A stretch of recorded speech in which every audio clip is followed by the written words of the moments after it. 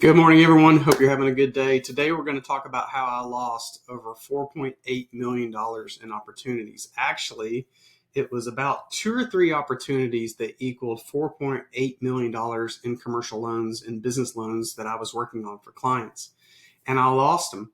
And you would think that you wouldn't make mistakes when you've done this for multiple decades, but that does happen. And so today I wanted to come to you and share the mistake I made so that you can learn from it if you're looking to be a commercial loan broker or if you are a commercial loan broker, whether part-time or full-time. This is a mistake that I teach in my course, Commercial Loan Broker in a Box. I teach people how to not make this mistake, and I did it myself, and that's just human nature. So one of the things I really focus on in teaching you how to be a commercial loan broker is the idea that you need to be pre-screening opportunities very heavily on the front end. And the reason is because for the most part, you're going to be working on a success fee only basis, meaning you're only going to earn revenue, to make money, if the loan or loans that you are working on go all the way to getting approved and closing with the client. So you're working on a success fee basis. It sounds like a lot of money, but sometimes you'll put a lot of time and energy and effort into getting a loan toward the finish line, and it falls apart for a variety of reasons. You can usually, if you don't make the mistake I did, beat that to the punch if you do a lot of pre-screening.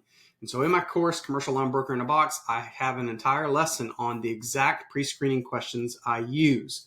I'm going to give you a taste of it now. It's things like understanding how long they've been in business, how much revenue they're earning today, if there's any credit problems. Those types of things are things that you can ask if you're very good at this in about a 10 or 15 minute conversation over the phone. And if you ask these 5 to 7 questions that I talk about, you'll have a good sense of if the loan has a good chance of closing. Where I made a mistake was I left out one key question for the largest opportunity inside that $4.8 million. I had asked a lot of the other pre-screening questions that I suggest. I had taken all my notes, but I left out one big question, which is, how long have you been in business?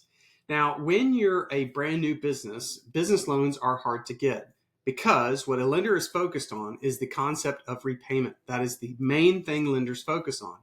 And the primary source of repayment is almost always existing cash flow, not cash flow you think you're going to make in the future, cash flow you are making today. And that does include cash flow you may have in an existing W-2 day job that you have or a 1099 day job that you have.